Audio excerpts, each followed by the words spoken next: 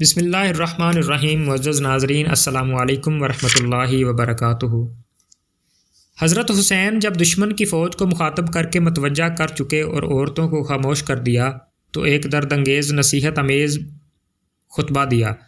حمد و ثنا اور درود و سلام کے بعد فرمایا، اے لوگو، تم میرا نسب دیکھو، میں کون ہوں، پھر اپنے دلوں میں غور کرو، کیا تمہارے لیے جائز ہے کہ تم مجھے قتل کرو اور میری عزت پر ہاتھ ڈالو؟ کیا میں تمہارے نبی صلی اللہ علیہ وآلہ وسلم کی صاحبزادی کا بیٹا نہیں ہوں؟ کیا میں اس باپ کا بیٹا نہیں ہوں جو رسول اللہ صلی اللہ علیہ وآلہ وسلم کا چچا زاد بھائی تھا؟ کیا سید الشہداء حمزہ میرے باپ کے چچا نہیں تھے؟ کیا جعفر طیار میرے چچا نہیں تھے؟ کیا تمہیں یہ حدیث مشہور نہیں پہنچی کہ رسول اللہ صلی اللہ علیہ وآلہ وسلم نے مجھے اور میرے بھائی حسن رضی اللہ تعالیٰ عنہ کو سید الشباب اور قرۃ عین فرمایا ہے؟ اگر تم میری بات کی تصدیق کرتے ہو، اور واللہ میری بات بالکل حق ہے، میں نے عمر بھر کبھی جھوٹ نہیں بولا جب سے مجھے یہ معلوم ہوا ہے کہ اس سے اللہ تعالیٰ ناراض ہوتا ہے، اور اگر تمہیں میری بات کا یقین نہیں تو تمہارے اندر ایسے لوگ موجود ہیں جن سے اس کی تصدیق ہو سکتی ہے۔ پوچھو جابر بن عبداللہ سے، دریافت کرو ابو سعید یا سہل بن سعد سے، معلوم کرو زید بن ارقم یا انس سے، وہ تمہیں بتلائیں گے کہ بے شک یہ بات انہوں نے رسول اللہ صلی اللہ علیہ وآلہ وسلم سے سنی ہے۔ کیا یہ چیزیں تمہارے لیے میرا خون بہانے سے روکنے کو کافی نہیں؟ مجھے بتلاؤ کہ میں نے کسی کا قتل کیا ہے جس کے قصاص میں مجھے قتل کر رہے ہو؟ میں نے کسی کا مال لوٹا ہے یا کسی کو زخم لگایا ہے؟ اس کے بعد حضرت حسین رضی اللہ تعالی عنہ نے روسا کوفہ کا نام لے کر پکارا، اے شعیس بن ربی، اے حجاز بن ابہر، اے قیس بن اشعث، اے زید بن حارث، کیا تم لوگوں نے مجھے بلانے کے لیے خطوط نہیں لکھے؟ یہ سب لوگ مکر گئے کہ ہم نے نہیں لکھے۔ حضرت حسین رضی اللہ تعالیٰ عنہ نے فرمایا کہ میرے پاس تمہارے خطوط موجود ہیں۔ اس کے بعد فرمایا کہ اے لوگو، اگر تم میرا آنا پسند نہیں کرتے تو مجھے چھوڑ دو، میں کسی ایسی زمین پر چلا جاؤں گا جہاں مجھے امن ملے۔ قیس بن اشعث نے کہا کہ آپ اپنے چچا زاد بھائی ابن زیاد کے حکم پر کیوں نہیں اتر آتے؟ وہ پھر آپ کے بھائی ہیں، آپ کے ساتھ برا سلوک نہ کریں گے۔ حضرت حسین نے فرمایا کہ مسلم بن عقیل کے قتل کے بعد بھی تمہاری یہی رائے ہے؟ واللہ میں کبھی اس کو قبول نہ کروں گا۔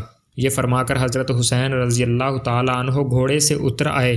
اس کے بعد زہیر بن القین رضی اللہ تعالیٰ عنہ کھڑے ہوئے اور ان لوگوں کو نصیحت کی کہ آل رسول کے خون سے باز آ جاؤ، اور بتلایا کہ اگر تم اپنی اس حرکت سے باز نہ آئے اور ابن زیاد کا ساتھ دیا تو خوب سمجھ لو کہ تم کو بھی ابن زیاد سے کوئی فلاح نہ پہنچے گی، وہ تم کو بھی قتل و غارت کرے گا۔ ان لوگوں نے زہیر کو برا بلا کہا اور ابن زیاد کی تعریف کی اور کہا کہ ہم تم سب کو قتل کر کے ابن زیاد کے پاس بھیجیں گے۔ زہیر رضی اللہ تعالیٰ عنہ نے پھر کہا کہ ظالموں، اب بھی ہوش میں آؤ، فاطمہ کا بیٹا سمیہ کے بیٹے ابن زیاد سے زیادہ محبت و کرام کا مستحق ہے۔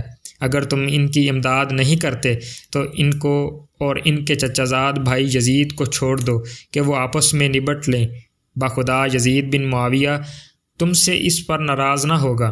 جب گفتگو طویل ہونے لگی تو شمر نے پہلا تیر چلا دیا۔ اس کے بعد حربن یزید جواب طائب ہو کر حضرت حسین کے لشکر میں شامل ہو گئے۔ آگے بڑھے اور لوگوں کو خطاب کیا، اے اہل کوفہ، تم ہلاک و برباد ہو جاؤ گے۔ کیا تم نے ان کو اس لیے بلایا تھا کہ وہ آ جائیں تو تم ان کو قتل کرو؟ تم نے کہا تھا کہ ہم اپنی جان و مال آپ پر قربان کریں گے، اور اب تم ہی ان کے قتل کے در پہ ہو۔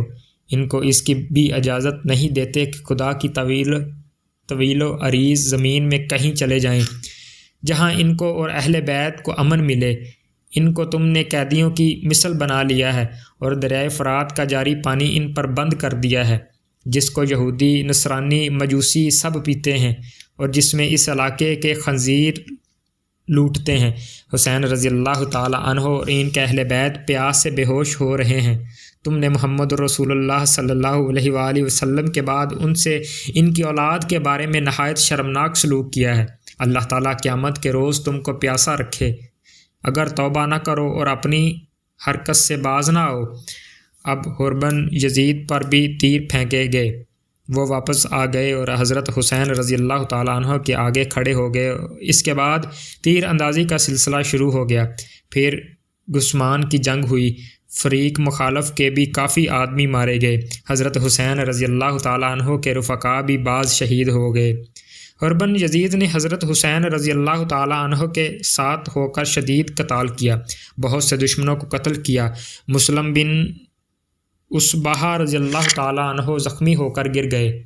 حبیب بن مطہر رضی اللہ تعالیٰ عنہ ان کے پاس آئے اور کہا کہ جنت کی خوشخبری تمہارے لیے ہے، اگر میں یہ جانتا میں بھی تمہارے پیچھے شہید ہونے والا ہوں تو میں تم سے تمہاری وصیت دریافت کرتا۔